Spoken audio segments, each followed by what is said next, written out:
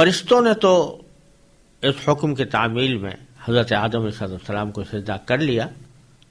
لیکن قرآن کریم فرماتا ہے کہ الا ابلیس، یعنی ابلیس ان سے مستثنا رہا، یعنی وہ اس سے سجدہ نہیں کیا۔ ترجمہ یہ ہے فسجدوا الا ابلیس، یعنی سب نے سجدہ کیا سوائے ابلیس کے۔ اور آگے قرآن کریم میں فرمایا کہ ابا واستکبر، کہ اس نے انکار کیا اور متکبرانہ رویہ اختیار کیا، وکان من الکافرین، اور کافروں میں شامل ہو گیا۔ یعنی خلاصہ اس کا یہ ہوا کہ فرشتوں نے تو سجدہ کر لیا، ابلیس نے سجدہ کرنے سے نہ صرف انکار کیا بلکہ متکبرانہ روش اختیار کی۔ یہاں کئی سوال پیدا ہوتے ہیں۔ ایک سوال تو یہ پیدا ہوتا ہے کہ حکم تو سجدے کا ملائکہ کو دیا گیا تھا، یعنی فرشتوں کو دیا گیا تھا، اور ابلیس کوئی فرشتہ نہیں تھا، بلکہ جیسا کہ قرآن کریم نے سورہ کہف میں بیان فرمایا کان من الجن، کہ وہ جنات میں سے تھا۔ تو جب فرشتوں کو سجدہ کرنے کا حکم ہوا تو جنات تو بظاہر اس میں داخل نہ ہونے چاہیے تھے۔ اگر کوئی فرشتہ انکار کرتا تو بے شک نافرمانی ہوتی، لیکن یہ فرشتے نے نہیں بلکہ ابلیس نے کیا، جو فرشتوں میں داخل نہیں تھا بلکہ جنات میں سے تھا۔ تو اس کا جواب یہ ہے کہ اس وقت تک جتنی مخلوقات، جاندار مخلوقات کائنات میں موجود تھیں، وہ سب کے سب در حقیقت اس سجدے کے حکم میں شامل تھیں، اور سجدے کا حکم ان سب کو ہوا تھا۔ اور ملائکہ کا ذکر خاص طور پر اس لیے کیا گیا کہ ان تمام مخلوقات میں سب سے زیادہ افضل مخلوق فرشتوں کی ہے۔ اس واسطے جب ان کا ذکر ہو گیا کہ ان کو سجدے کا حکم ہوا ہے تو خود بخود سننے والوں کو سمجھ لینا چاہیے کہ جب اتنی افضل مخلوق کو سجدہ کرایا جا رہا ہے آدم علیہ السلام کے آگے، تو جو دوسری جاندار مخلوقات ہیں وہ بطریق اولا اس حکم میں شامل ہوں گی۔ اس لحاظ سے وہ در حقیقت جنات بھی شامل تھے، اور جتنی اس وقت جاندار مخلوقات تھیں وہ سب کے سب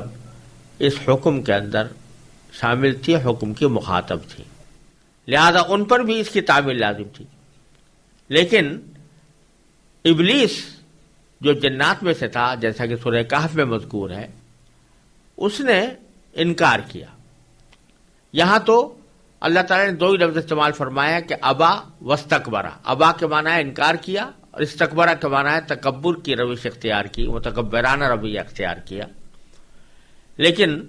دوسری جگہ قرآن کریم نے اس کی تفصیل بیان فرمائی ہے، جیسے سورہ اعراف میں ہے کہ اس نے انکار کرنے کی وجہ بھی بیان کی، اور کہ اللہ تعالیٰ سے کہنے لگا کہ مجھے تو نے آگ سے پیدا کیا ہے اور آدم کو مٹی سے، اور چونکہ آگ افضل ہوتی ہے مٹی سے، اس لیے میں اس سے افضل ہوں، تو میں اسے سجدہ کیوں کروں؟ یہ جواب دیا اس نے، انکار کرنے کی یہ وجہ بیان کی۔ اور واستکبرا، اور اسی کو قرآن کریم نے فرمایا کہ یہ اس نے تکبر کی روش اختیار کی کہ اپنے آپ کو آدم علیہ السلام سے افضل سمجھا، اور اس کے نتیجے میں وہ کافروں میں شامل ہو گیا۔ دوسرا سوال یہاں پر یہ پیدا ہوتا ہے کہ ابلیس کے اس انکار کرنے کی جو عقلی دلیل بیان کی اس نے، بظاہر تو وہ درستی لگتی ہے، اس لیے کہ آگ سے پیدا ہونے والی مخلوق بظاہر قوت میں، اپنی قوت کے اعتبار سے زیادہ افضل ہونی چاہیے اس مخلوق سے جو کہ مٹی سے پیدا کی گئی ہے، تو عقلی دلیل تو اس کی بظاہر درست نظر آتی ہے۔ تو پھر اس کی بنا پر اس کو کیوں مردود اور مطرود کیا گیا؟ تو اس کا جواب خود سمجھ میں آ سکتا ہے کہ در حقیقت اس سارے واقعے میں بتلانا ہی مقصود یہ ہے کہ یہ عقل جو ہے یہ بھی انسان کی غیر محدود رہنمائی نہیں کرتی۔ بے شک یہ علم کا ایک ذریعہ ہے اور اس کے ذریعے بہت سی چیزیں انسان معلوم کرتا ہے،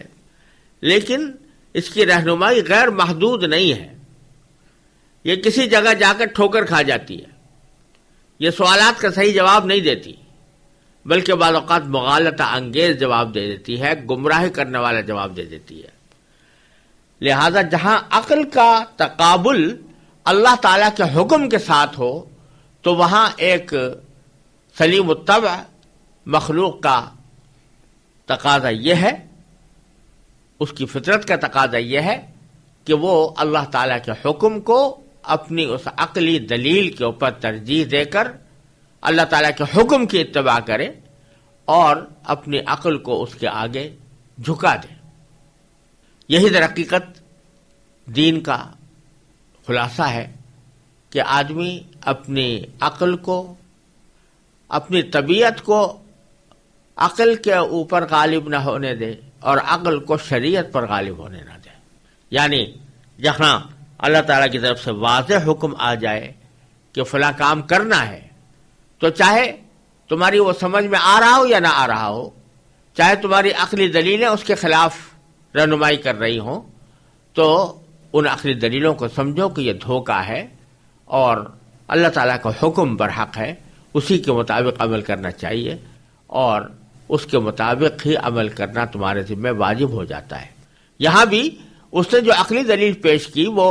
عقلی دلیل کوئی اتنی غلط نظر نہیں آتی، لیکن اللہ تبارک و تعالیٰ کے حکم کے مقابلے میں چونکہ اس نے یہ دلیل پیش کی، اس واسطے وہ مردود اور مطرود ہوا اور وہ اس کے بارے میں فرمایا گیا کہ کان من الکافرین۔ اور اسی بات کو کی طرف اقبال مرحوم نے بڑے خوبصورت انداز میں ایک شعر کے اندر اشارہ کیا ہے کہ صبح ازل یہ مجھ سے کہا جبرائیل نے، صبح ازل یہ مجھ سے کہا جبرائیل نے، جو عقل کا غلام ہو وہ دل نہ کر قبول۔ یعنی اللہ تبارک و تعالیٰ کی محبت، اللہ تعالیٰ کی اطاعت، یہ تو انسان کی سرشت میں داخل ہے، اس کے دل کا تقاضا ہے، اور اس وجہ سے اس دل کا تقاضا یہ ہونا چاہیے کہ جو حکم اس کی طرف سے آ رہا ہے یا جو ہدایت اس کی طرف سے مل رہی ہے وہ میرے لیے وہی واجب التعمیل ہے، اور چاہے میں اس کی حکمت سمجھ پا رہا ہوں یا نہ سمجھ پا رہا ہوں، اس کی مصلحت میری عقل میں آ رہی ہو یا نہ آ رہی ہو، لیکن جب اللہ تعالیٰ کا صریح حکم آ گیا تو مجھے اس کے آگے سر جھکانا چاہیے۔ تو اللہ تعالیٰ نے یہاں یہ وجہ ابلیس کے انکار کی بیان فرمائی کہ در حقیقت وہ متکبر تھا، تکبر میں مبتلا ہو گیا اور اس نے اس کو تکبر نے اس گمراہی کی طرف ڈال دیا۔ ہمارے حضرت حکیم الامت مولانا اشرف علی صاحب تھانوی رحمۃ اللہ علیہ نے اس کو ایک اور پیرائے میں تعبیر فرمایا ہے۔ وہ فرماتے ہیں کہ ابلیس کے بارے میں بعض روایات سے معلوم ہوتا ہے کہ وہ عالم تھا، علم رکھتا تھا اور اچھا خاصا علم رکھتا تھا، لہذا عالم تھا۔ دوسرا یہ کہ یہ بھی بعض روایات سے معلوم ہوتا ہے، اگرچہ وہ روایات کوئی بہت زیادہ مضبوط نہیں ہے لیکن ان کو بالکل یہ رد بھی نہیں کیا جا سکتا کہ وہ ایک عابد بھی تھا، یعنی عبادت گزار تھا۔ اس واقعے سے پہلے اللہ تعالیٰ کی عبادت میں وہ بھی شامل ہوتا تھا، تو عالم بھی تھا، عابد بھی تھا اور عاقل بھی تھا۔ یعنی اس معنی میں عقل کے عقلی دلیل جو پیش کی وہ بظاہر دیکھنے میں درست لگ رہی ہے۔ تو عاقل بھی تھا، عابد بھی تھا، عالم بھی تھا، لیکن حضرت فرماتے ہیں کہ عاشق نہیں تھا،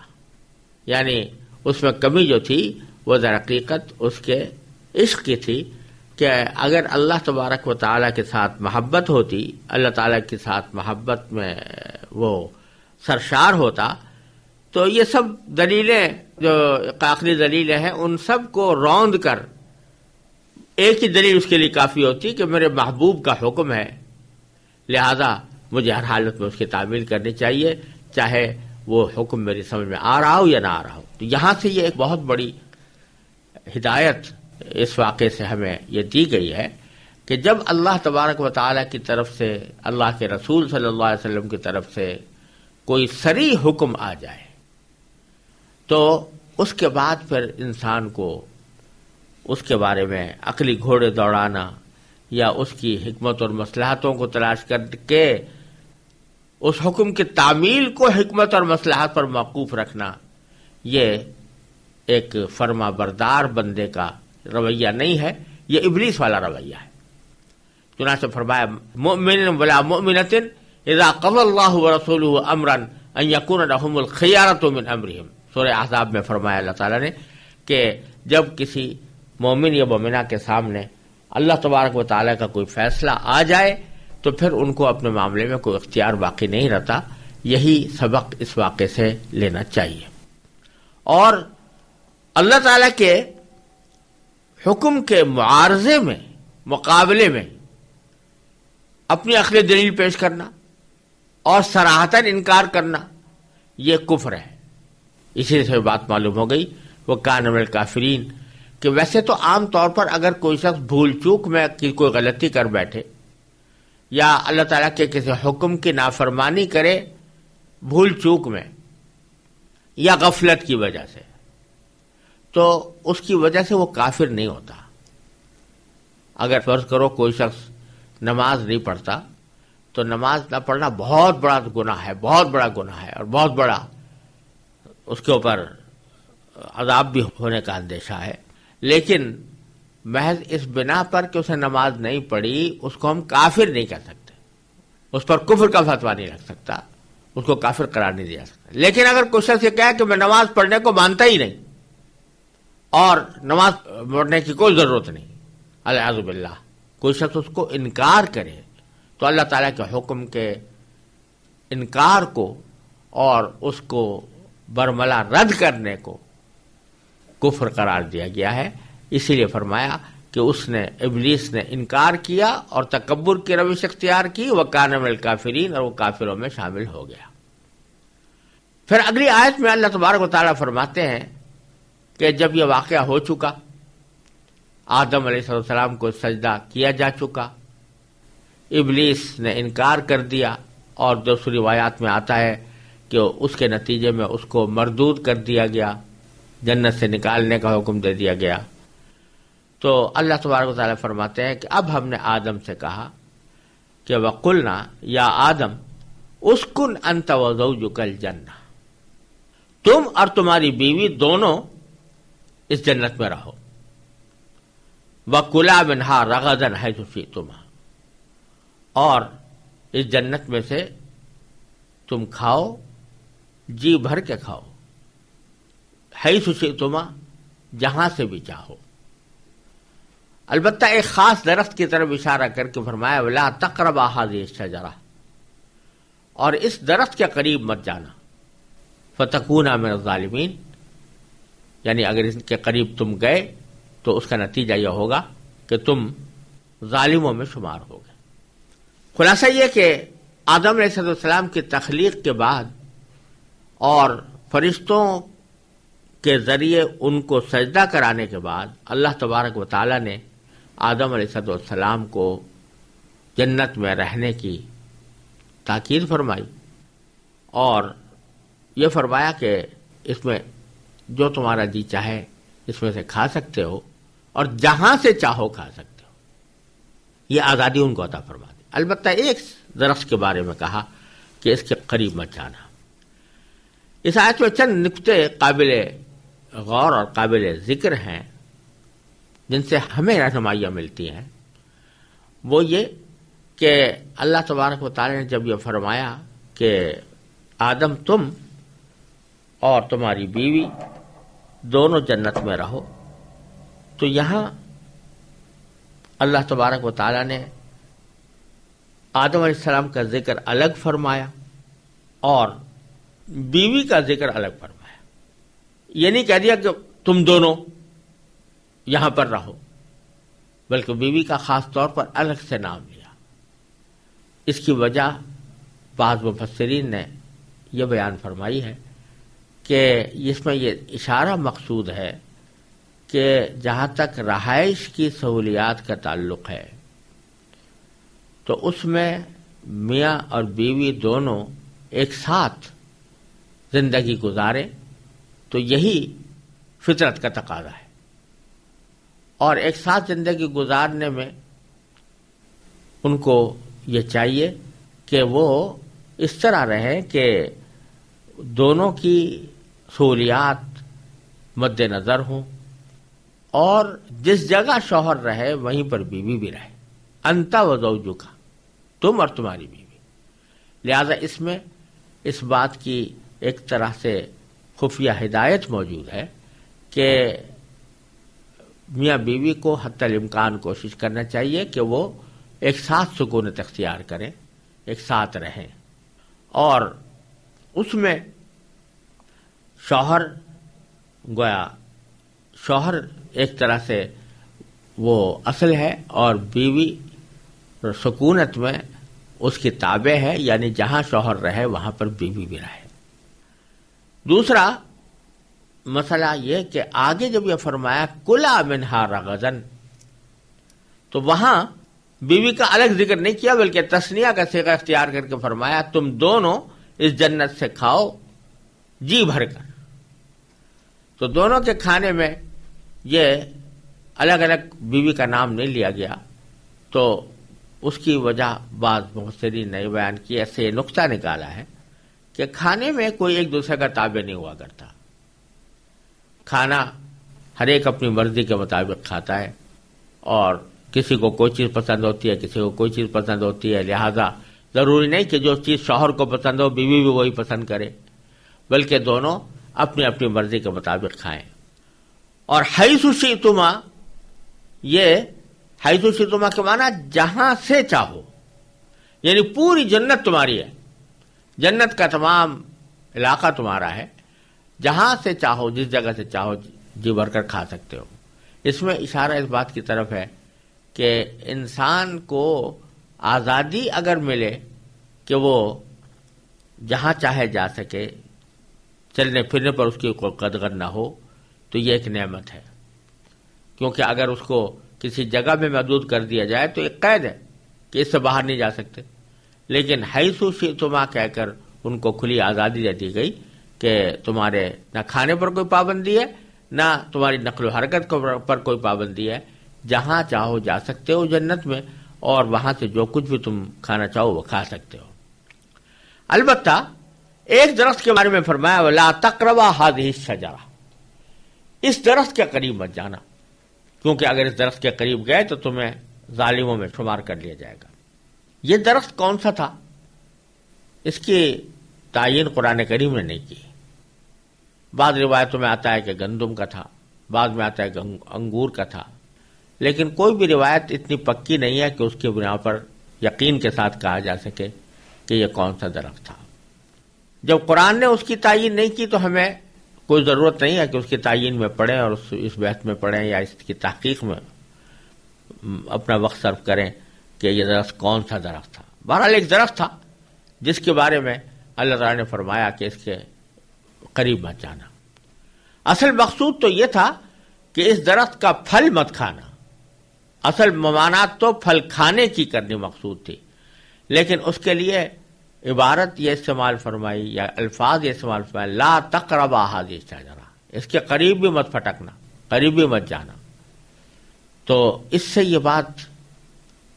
نکل رہی ہے کہ جب کوئی چیز ممنوع قرار دے دی جائے اور کسی چیز کو حرام اور ناجائز قرار دے دیا جائے تو وہ چیز تو ممنوع ہو ہی جاتی ہے، لیکن اس چیز تک پہنچنے کے جو ذرائع ہیں ان ذرائع سے بھی انسان کو پرہیز کرنا چاہیے۔ یعنی وہ ذرائع اگرچہ فی نفسی مباح ہوں، جائز ہوں، لیکن ان سے بھی انسان کو پرہیز کرنا چاہیے، کیونکہ بسا اوقات آدمی قریب پہنچنے کے بعد پھر اس گناہ میں مبتلا ہو ہی جاتا ہے۔ اب یہاں دیکھیے کہ اصل بات تو بتلانی یہ تھی کہ اس درخت کا کوئی پھل مت کھانا، لیکن قریب جانا، اگر محض ویسے ہی قریب پہنچ جائیں اور اس کو ہاتھ بھی نہ لگائیں، کھائیں بھی نہیں، تو بظاہر تو یہ مباح بات تھی، کوئی ناجائز بات نہیں تھی، لیکن اللہ تعالیٰ نے فرمایا کہ قریب بھی مت جانا،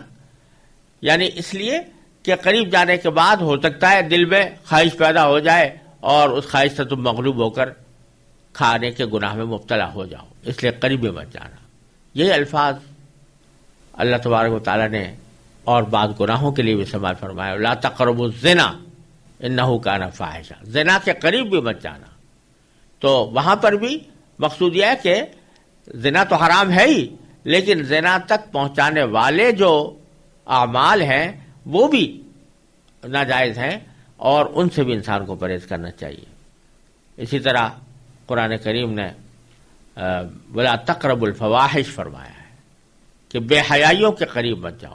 ما ظہر منہا وما بطن، چاہے وہ ظاہر کی ہو چاہے باطن کی ہو۔ تو مطلب یہ کہ اگرچہ بظاہر کچھ اعمال جو ان بے حیائیوں کے قریب جانے والے ہیں وہ بظاہر دیکھنے میں وہ بے ضرر معلوم ہوتے ہوں اور ان میں گناہ نظر نہ آتا ہو، لیکن اگر وہ وہاں تک پہنچا رہے ہیں اور اندیشہ ہے کہ اس کی وجہ سے گناہ میں مبتلا ہو جائیں تو ان سے بھی پرہیز کرنا چاہیے۔ چنانچہ اسی بات کو حضور نبی کریم سرور دو عالم صلی اللہ علیہ وسلم نے ایک حدیث میں بیان فرمایا ہے، اور یہ فرمایا ہے کہ الحلال بین والحرام بین۔ بہت سے حلال معاملات تو ایسے ہیں جو بالکل واضح ہیں، ہر انسان جانتا ہے کہ حلال ہے، اور حرام بھی چیزیں بھی واضح ہیں، بہت سے حرام چیزیں ہیں جو ان کو انسان جانتا ہے کہ حرام ہے، جیسے مثلا خنزیر کھانا، شراب پینا وغیرہ۔ وبینہما امور مشتبہات، ان دونوں کے درمیان کچھ امور ایسے ہیں کہ جو ملتے جلتے ہیں، یعنی ان کے بارے میں یہ فیصلہ کرنا دشوار ہوتا ہے کہ ان کو حرام میں داخل سمجھا جائے، حلال میں داخل سمجھا جائے۔ تو آپ نے فرمایا کہ جو شخص کے شبہات سے بھی پرہیز کرے گا وہ اپنے دین کو محفوظ کر لے گا، اور جو شخص ان شبہات میں مبتلا ہوگا تو اندیشہ ہے کہ کسی وقت کھلے حرام میں مبتلا ہو جائے۔ اور پھر اس کی آپ نے ایک مثال یہ دی کہ پہلے زمانے میں بعض قبائلی سردار ایسا کرتے تھے کہ اپنے جانوروں کے چرنے کے لیے کچھ خاص چراگاہیں مخصوص کر لیتے تھے۔ وہ ان کی ملکیت تو نہیں ہوتی تھی، لیکن انہوں نے ان کو مخصوص کر لیا جاتا تھا کہ اس احاطے میں جتنے بھی چراگاہ ہے اس میں صرف اس سردار کے جانور چریں گے اور سردار کے علاوہ کوئی اور جانور اس میں نہیں چرا سکے گا، اس کو حما کہتے تھے۔ تو رسول کریم صلی اللہ علیہ وسلم نے فرمایا کہ اگر کسی سردار نے کوئی حما بنا رکھی ہے اور اس میں دوسرے لوگوں کو جانور چرانے کی ممانعت کر رکھی ہے، تو جس طرح اس چراگاہ کے اندر جا کر جانور چرانا ناجائز ہے یا ممنوع ہے، تو اسی طرح اس کے ارد گرد چرانا، یعنی چراگاہ کے اندر تو داخل نہیں ہو رہا انسان، لیکن اپنے جانوروں کو چراگاہ کے ارد گرد چرا رہا ہے، تو اس میں عین ممکن ہے کہ کوئی جانور کسی وقت حدود سے تجاوز کر کے اس چراگاہ کے اندر جا پڑے اور وہاں سے چرنا شروع کر دے تو وہ پکڑا جائے گا۔